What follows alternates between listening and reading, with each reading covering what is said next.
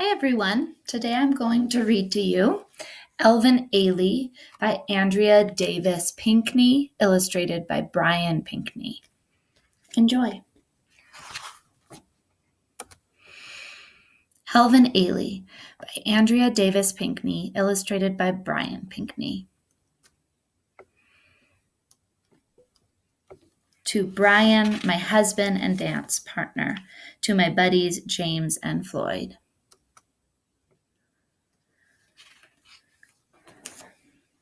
It seemed 1942, True Vine Baptist Church. It seemed like the hottest day ever in Navasota, Texas, the small, dusty town where Alvin Ailey and his mother, Lula, lived. Blue-black flies buzzed their songs while the church bell rang. Alvin and Lula worshipped at True Vine Baptist Church every Sunday. When they arrived for services, Alvin slid into his usual seat in the first row pew. There, he could watch his mother sing in the gospel choir, and Lula sure could sing. Her voice rose clear and strong as she sang the morning hymn. The men at True Vine dressed in dignified suits. The women showed off wide-brimmed hats and fanned away the Texas heat. Some cuddled powdered babies, others hugged their Bibles. True Vine's Reverend Lewis delivering a thundering sermon. The organ rang out, followed by a bellow of tenors singing, "Rock of my soul in the bosom of Abraham." Sweet sopranos and tambourines joined the rousing refrain. "Rock of my soul in the bosom of Abraham. Rock of my soul in the bosom of Abraham. Oh, rock of my soul." The congregation made a joyful noise.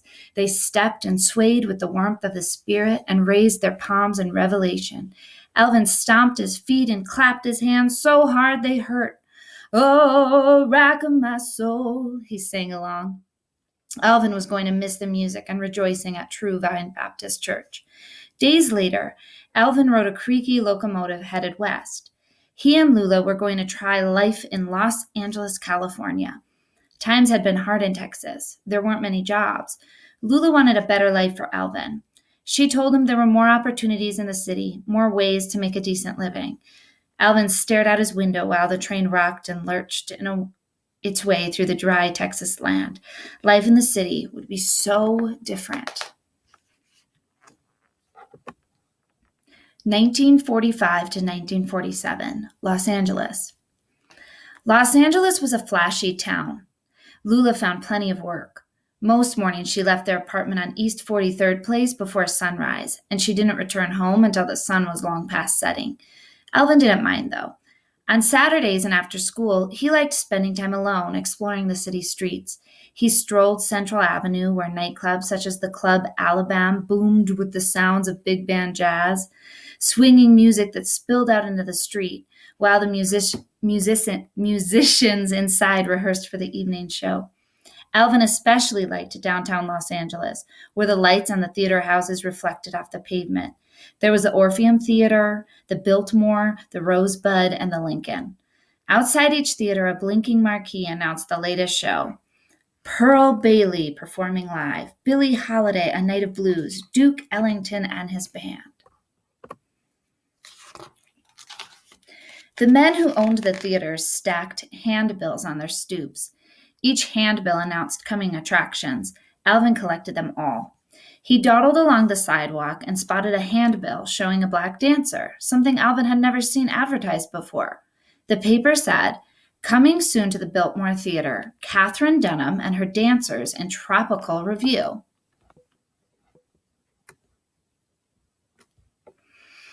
Alvin looked carefully at the picture of Katherine Dunham, a beautiful dancer fluttering exotic ruffles. Katherine Dunham and her dance troupe were one of the few traveling shows in the world with black dancers performing dances from Africa, Haiti, and Latin America. Alvin was curious. As he tucked the announcement into his pocket, he noticed Ted Crum, a skinny boy with spindly legs, hanging out at a stage door nearby.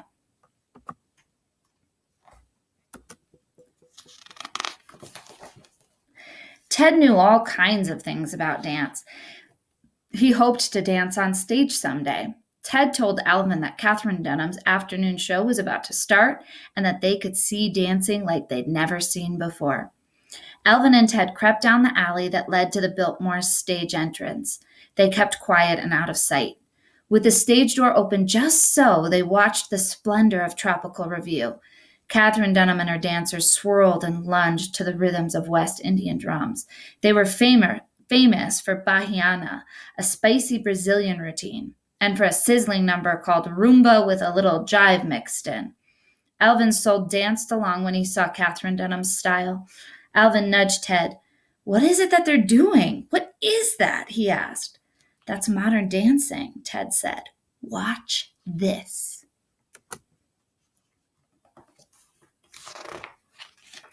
Ted tried Katherine Dunham's Bahiana.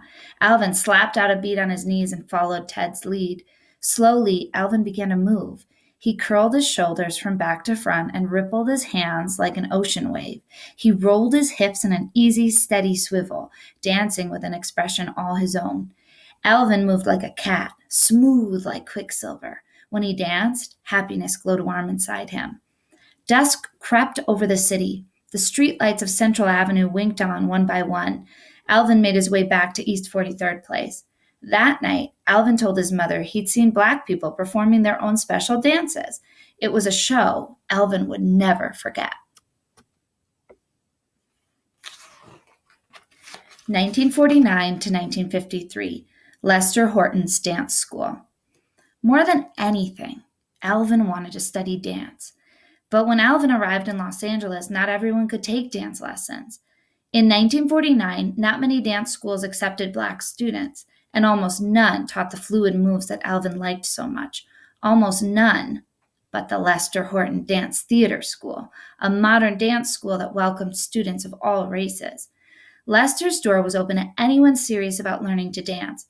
And at age 18, Alvin Ailey was serious, especially when he saw how Lester's dancers moved. One student, Carmen de Lavalade, danced with a butterfly's grace. Another, James Truitt, made modern dance look easy. But Lester worked his students hard. Sometimes they danced all day. After hours in the studio, droplets of sweat dotted Alvin's forehead. He tingled inside, ready to try Lester's steps once more. At first, Alvin kept time to Lester's beat and followed Lester's moves. Then Alvin's own rhythm took over, and he started creating his own steps.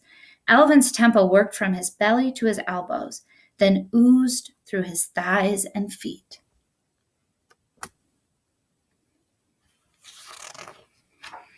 "What is Alvin doing?" one student asked.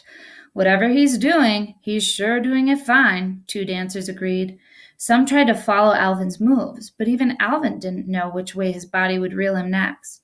Alvin's steps flowed from one to another. His loops and spins just came to him, the way daydreams do.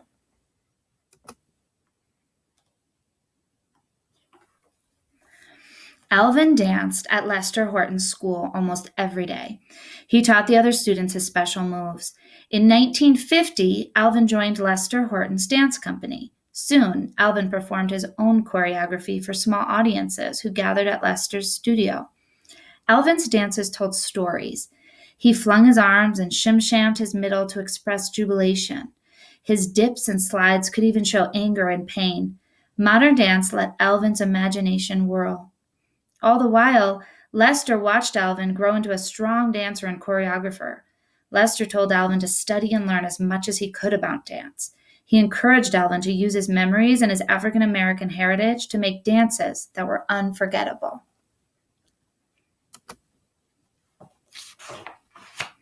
(1958 to 1960) Blues Suite Revelations. Blues Suite Revelations. Alvin's satchel hung heavy on his shoulder. His shoes rapped a beat on the sidewalk while taxicabs honked their horns. He was glad to be in New York City, where he came to learn ballet from Carol Shook and modern dance techniques from Martha Graham, two of the best teachers in the world. Alvin took dance classes all over town, and he met dancers who showed him moves he'd never seen before. So many dancers were Black. Like Alvin, their dreams soared higher than New York's tallest skyscrapers. Alvin gathered some of the dancers he'd seen in classes around the city. He chose the men and women who had just the right moves to dance his choreography. Alvin told them he wanted to start a modern dance company that would dance to blues and gospel music, the heritage of African American people. 9 dancers believed in Alvin's idea. This was the beginning of the Alvin Ailey American Dance Theater.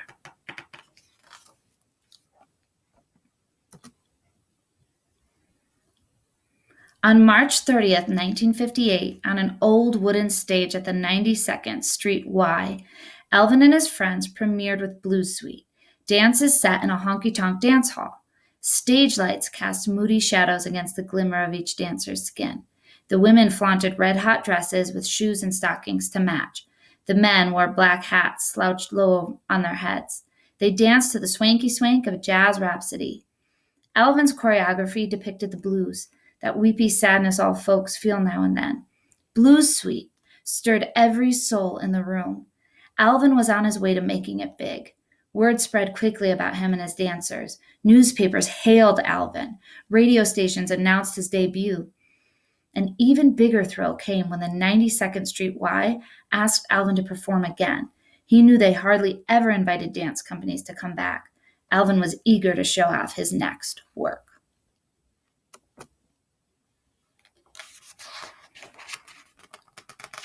On January 31st, 1960, gospel harmonies filled the concert hall at the 92nd Street Y.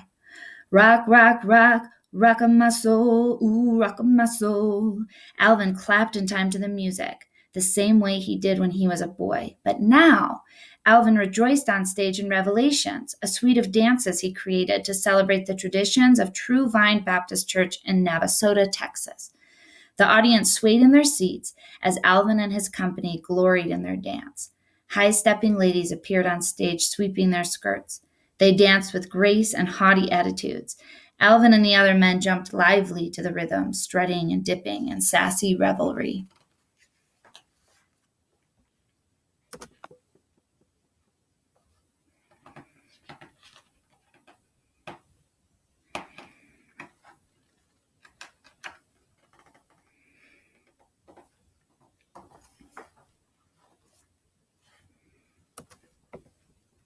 Revelations honored the heart and the dignity of Black people while showing that hope and joy are for everyone. With his sleek moves, Alvin shared his experiences and his dreams in a way no dancer had ever done. When Revelations ended, the audience went wild with applause. They stomped and shouted, "More!" They yelled, "More!" Taking a bow, Alvin let out a breath. He raised his eyes toward heaven, satisfied and proud. The end. And now here's just a little bit about him. By exploring the African American cultural experience through dance, Alvin Ailey changed the face of American dance forever. The Alvin Ailey American Dance Theater was one of the first integrated American dance companies to gain international fame. 2 years after the creation of Revelations, Mr. Ailey's company performed in the Far East, Southeast Asia, and Australia on a tour sponsored by the U.S. State Department. Since Mr. Ailey founded his company in 1958, it has performed for an estimated 15 million people in 48 states, 45 countries, and on 6 continents. In 1965, Mr. Ailey met Judith Jamison, a vibrant young dancer whose talent and energy inspired him to create Cry, a piece that honors the struggles and triumphs of Black women. That 1971 work is now a popular Alvin Ailey classic.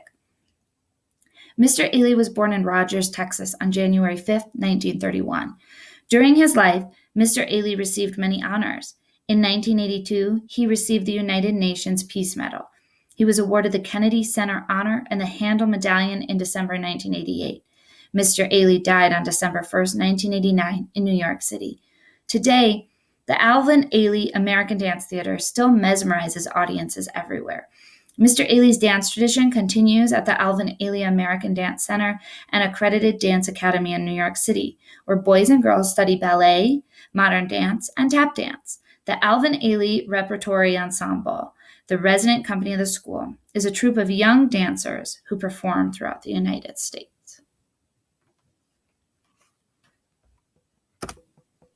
I hope you enjoyed reading this book, Alvin Ailey, by Andrea Davis Pinkney, illustrated by Brian Pinkney. See you next time.